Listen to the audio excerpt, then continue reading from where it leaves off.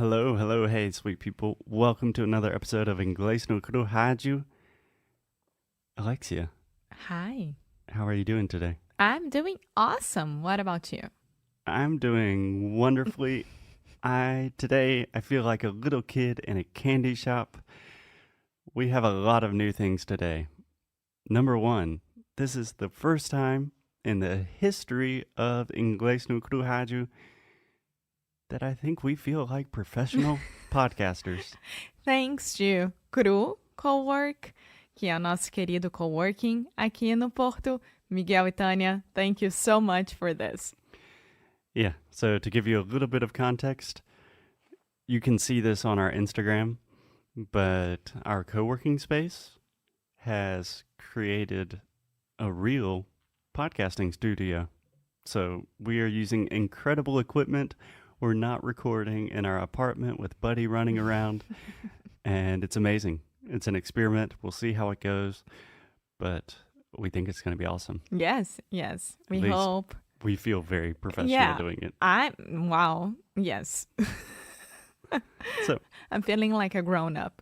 that's one new thing. Hopefully the quality is a little bit better for your sweet ears. Another thing, welcome back, Alexia. It's been a few weeks since we've recorded new episodes. Yes. We took some time off because we all need to do that, right? Sometimes. And it felt the right moment to do that. So we are back. We are happy to be back. And that's it. Yeah. Can I give you one quick Recommendation. I've realized that recommendation is my polite way of saying correction. Yes. You said it felt the right moment. In general, in English, we say it felt like the right moment. Okay? Yeah. We're busy people. We needed a break, but we are back and we're happy to be back. And one other thing that I would like to tell people here is that if you want to participate in our podcast, you can go to inglesnucru.com and leave a voice message to us. Yeah. Like asking anything that you would like to know related to English or to life. And that's it. Go there, inglesnucru.com, leave a voice message, and we'll be soon listening to you. We will be listening to you soon. Yeah. That was my third point of new things happening. We've recorded more than 900 episodes. Just me and Alexia. So we kind of need some material. And the point of the show is to help you with your English. So now you can just visit our website, click the record button, record a question for us, and we'll answer it here live on the podcast. Yes. Interaction, people. Okay. Alexia, today we are going to talk about a current event that is very near and dear to your heart. Yes. And just to give our listeners a little warning, there's the Alexia that we all know and love, very sweet and calm. And then there's this other Alexia, the Olympics Alexia.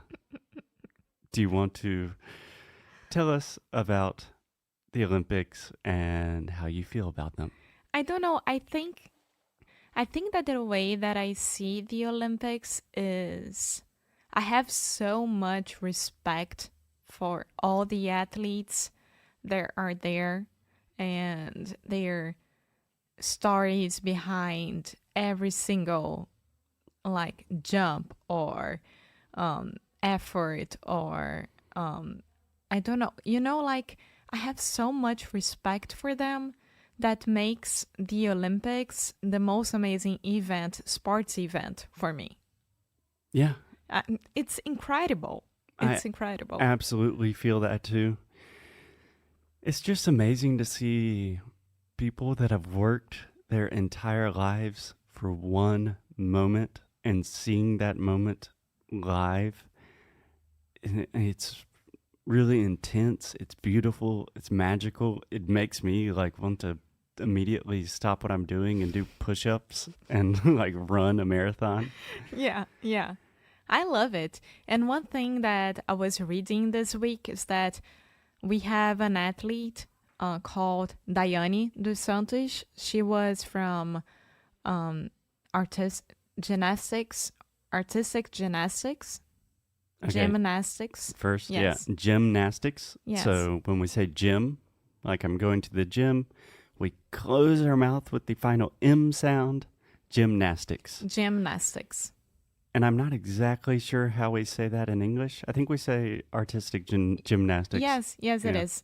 And she's a former athlete for Brazil. Mm-hmm. And we just discovered right now, after 5 years, because it was 5 years ago in Rio, I think the last time that she was competing, if I'm not mistaken, that she never ever won one single medal. And for us, she is the most amazing athlete ever, you know? Like, so I don't know if it's the same in the United States or anywhere else in the world. I don't know if in Portugal it's like this as well. But in Brazil, even though that person didn't get a medal for us, for Brazil, we are so proud of them. We are so like besides them and really cheering for them. Mm-hmm. We're so beside them. Yeah, and it's amazing. Yeah, you're rooting for them. I think we have the similar sense of pride in the U.S., but because the U.S. is very competitive in a lot of these sports, we tend to only pay attention to the superstars, the Michael Phelps, the Simone Biles of the world that have won like 40 gold medals and are kind of just amazing. Speaking of that, Simone Biles, I'm so proud of her. She's so brave. Yeah, I think we should record an entire episode about Simone Biles. And before we talk too much about the Olympics, I do want to just give a little disclaimer that I understand we are still in the middle of a global pandemic. I know that there is a lot of controversy. I know that the Olympics are quite controversial. I'm not, if you listen to this show, you know that I'm not consuming a lot of news and media. So I don't really know the situation about how things are going in Tokyo with COVID. So there's a very complicated political aspect, and the IOC, the International Olympic Committee, seems like a pretty corrupt organization. So we're just acknowledging that, and we're not going to talk about it because honestly, I have not listened or researched about it enough to say anything. Yeah, me neither. I think that I chose to watch the Olympics because, I mean, it is happening. I am not going to be the one who's going to stop it at all. And the athletes are there. They're playing. They're doing their stuff. And they need us. It must be really, really awkward to be in a huge arena and not having anyone there besides their committee. Committee? Yeah. Yeah. Yeah, you can say Comitiva. that. Yeah. Or their team, their supporters, something like that. Yeah, and that does not detract from how cool the athletic part of the Olympics are. Okay, Alexia, finally, I want to say that talking about the Olympics is especially good for your English because it covers so many topics. On one hand, you're talking about sports, which is just like an easy topic that you're always going to talk about with native speakers. Like, hey, do you play sports? Do you like sports? No, I don't. What kind of sports do you like? So a lot of great vocabulary. Another reason I love using the Olympics as a way to talk about language learning is because you're talking about so many different countries. So you have so many different nationalities, you have different accents coming together, and it's just the perfect material to really explore and have fun with the English language. Of course. And one thing to finish this episode is that I discovered like 2 things of how to say it in English that I had no idea. So, esgrima is fencing. Esgrima. Esgrima. Fencing. Fencing. So the little guys with the swords. Not little guys, but yeah. Yeah. You know, that was actually an option at my university. Yeah? Yeah. For some reason, there was one teacher that was like super interested in fencing. So you could do that as your physical activity. But I chose handball. I love handball as well. Yeah. I was kind of scared of fencing. Yeah, I mean, it's a sword. Sword, yeah. And I loved to watch fencing. It was pretty cool. And the second one is the dressage.